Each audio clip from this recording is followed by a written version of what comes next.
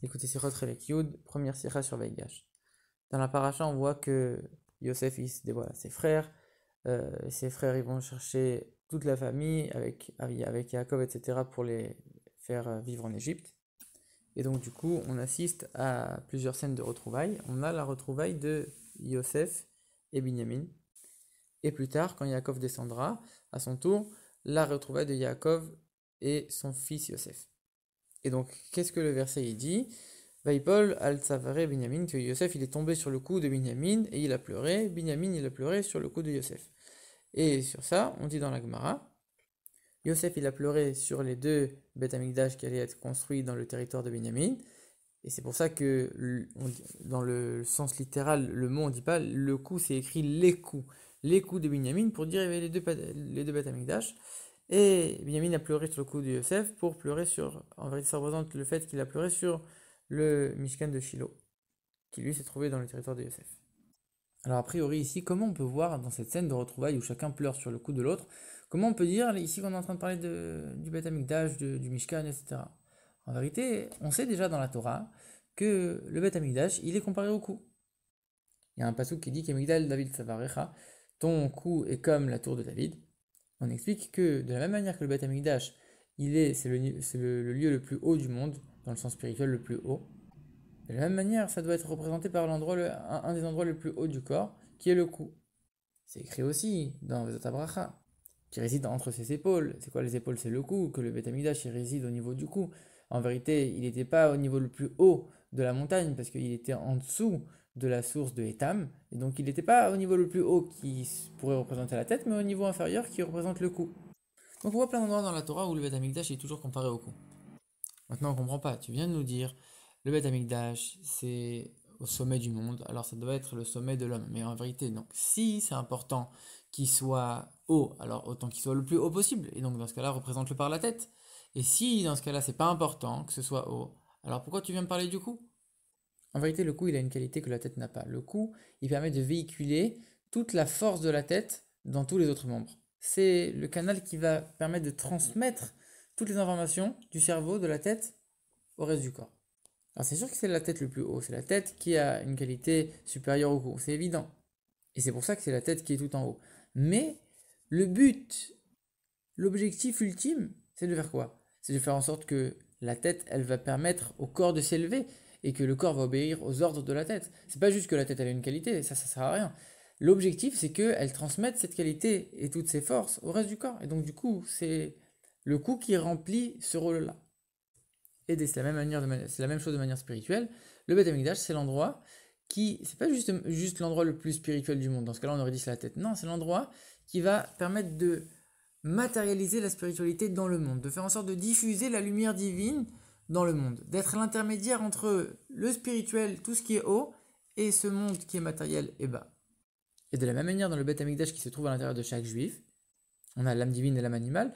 L'âme divine, elle n'est pas importante uniquement en tant que telle, alors elle a une qualité, c'est l'âme divine, c'est une parcelle de Dieu et c'est tout. Non, elle doit s'habiller dans l'âme animale, elle doit faire en sorte de transmettre, de véhiculer toute cette énergie divine, toute cette lumière dans l'âme animale pour raffiner cette âme animale et élever le corps justement.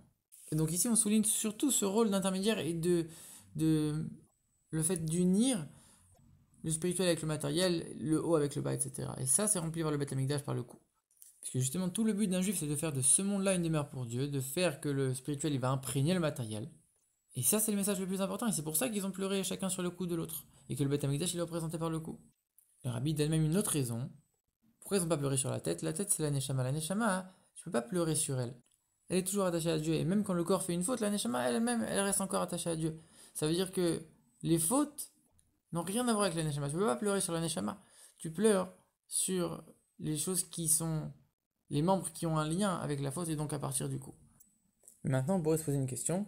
Pourquoi Yosef pleure pour les Beth Amikdash qui vont être chez Binyamin et Binyamin pour le Mishkan qui sera chez Yosef? Pourquoi chacun ne pleure pas sur son sanctuaire à lui? Même si on sait que c'est très important à Havat Israël et combien dans Chassidut on souligne l'importance de Havat Israël, l'amour du prochain, etc. Mais ça ne veut pas dire qu'on ne doit pas se soucier de soi, au contraire. Donc comment ici chacun ne s'est pas soucié de lui et il s'est soucié de l'autre? Et pour renforcer encore cette question, quand on voit que Yosef rencontre son père Yaakov pour la première fois depuis ses 22 ans, Alors Yosef, pareil, il se jette sur le cou de son père et il pleure. Mais Yaakov, c'est pas écrit qu'il pleure. Et Rachid nous dit qu'il pleure pas parce qu'il était en train de lire le schéma. Alors Yosef, a priori, il a déjà prié sur le Beth Amikdash, il a déjà pleuré sur le Beth Amikdash. Et ici, on dit, le verset, il dit, il a pleuré encore. Il a pleuré sur le Beth Amikdash, parce que Yaakov, c'est le père, donc c'est le Beth Amikdash de Yaakov. Et aussi sur l'exil, notre dernier exil, le nôtre là, qui allait suivre la destruction. Maintenant, la question qu'on se pose tous, comment c'est possible que Yaakov n'a pas pleuré? Alors ok, il est en train de lire le schéma. Et malgré le fait que ça faisait 22 ans qu'il n'avait pas vu son fils, il avait envie de lui sauter dans les bras, etc., il a réussi à ne pas se déconcentrer, à lire le schéma, et non seulement le lire, mais le lire avec une grande attention, une grande profondeur, etc. Alors ok, c'est très bien, il a réussi à se retenir, à se contenir, etc. Mais si tu dis que maintenant, ça représentait les pleurs sur le Beth Amikdash, alors comment c'est possible que maintenant, on lui annonce une prophétie que le Beth Amikdash va être détruit, et lui, il fait rien? Ça le touche absolument pas. Il lit son schéma tranquillement. Comment c'est possible une chose pareille? En vérité, l'explication, elle est la suivante. Le pleur permet de soulager celui qui pleure. Ça veut dire que malgré le fait que quand on pleure, on sait que ça va rien résoudre et ça va absolument pas changer la donne, ça va rien réparer, ça va rien arranger la situation. Malgré tout, quand on pleure, on se sent soulagé. Et donc a priori, s'il y a un problème, au lieu de pleurer, lève-toi et va réparer, va changer les choses. Va faire en sorte que la mauvaise situation change. Par contre, quand c'est ton ami qui est dans une mauvaise situation, alors la seule chose que tu peux faire, c'est quoi? Discuter avec lui, essayer de voir qu'est-ce qu'il a mal fait, qu'il pourrait mieux faire. Prier pour lui. Mais faire tchouva, arrêter de fauter et réparer la situation dans laquelle il s'est mise, ça, tu peux pas le faire à sa place. Et donc, quand toi, tu as fait tout ce que tu pouvais pour aider ton ami, et que tu vois que finalement, il reste dans une situation négative, alors tu peux rien. Tu peux pas respirer à sa place. Et la seule chose que tu peux faire, c'est pleurer pour lui. Donc, quand tu vois la mauvaise situation de ton ami, c'est possible de pleurer aussi. Il y a un moment où tu peux plus faire, alors tu pleures pour lui. Mais quand il s'agit de ta situation qui est mauvaise, tu ne dois pas pleurer. Tu dois te lever et te battre jusqu'au dernier instant. Tu dois tout faire pour changer la situation jusqu'au dernier moment. Tu dois faire le maximum d'efforts pour changer la donne. Et donc, du coup, il n'y a pas la place pour le pleur. Et c'est pour ça que Benjamin et Yosef, chacun a pleuré sur le sanctuaire de l'autre, le Beth Amikdash et le Mishkan, pour son sanctuaire personnel. Alors, eux, ils vont faire le maximum d'efforts pour essayer de le réparer, de changer la situation, de faire en sorte qu'il ne sera pas détruit. Mais quand il s'agit de son ami, alors là, ils ont fait ce qu'ils pouvaient, ils peuvent plus faire autre chose que pleurer. Et maintenant, on comprend aussi pourquoi Yaakov, il n'a pas pleuré. Yaakov, lui, c'est le père, donc en vérité, Yosef ou Binyamin, les deux, ça le concerne. Et le Beth Amikdash, c'est son territoire à lui aussi. Et donc, il ne devait pas pleurer, il devait faire le maximum de choses qu'il pouvait pour essayer de réparer, de changer la donne. Essayer de faire en sorte que le Beth Amikdash ne soit pas détruit. Et c'est justement pour ça qu'il était en train de lire le schéma. On dit que tout celui qui lit le schéma, il est considéré comme s'il avait apporté des sacrifices. On fait quoi dans le Beth Amikdash? On apporte des sacrifices, justement.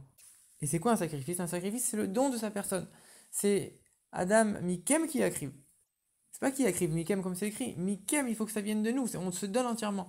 Et ça, c'est tout le message du schéma, qu'on doit se donner entièrement à Dieu. Donc Jacob, il a fait le schéma pour réparer un peu ce point qui faisait défaut et pour lequel le Beth Amikdash a été détruit. Justement, Jacob, à ce moment-là, il était en train d'essayer de réparer. Et c'est pour ça qu'il est en train de faire le schéma. Et c'est pour ça qu'il n'a pas pleuré. Alors maintenant, on pourrait se poser une question, mais à ce moment-là, ils ont eu une prophétie que le Beth Amikdash allait détruire. Les trois. Le Mishkan de Shiloh et les deux Beth Amikdash. Mais qu'est-ce que tu peux faire? Tu as eu une prophétie que ça va être comme ça. Qu'est-ce que tu peux changer maintenant? En réalité, on nous dit que non. Un mauvais décret, on peut toujours le déchirer. Et on peut toujours changer la donne, même à la dernière minute. Comme on voit avec l'histoire de Hiskiyahu. Quand Yeshayahu, le prophète, il est venu lui dire qu'il allait bientôt mourir, il lui a dit ok, finis ta prophétie, sors d'ici. Il a prié. Et grâce à cette prière, il a mérité 15 années de vie en plus.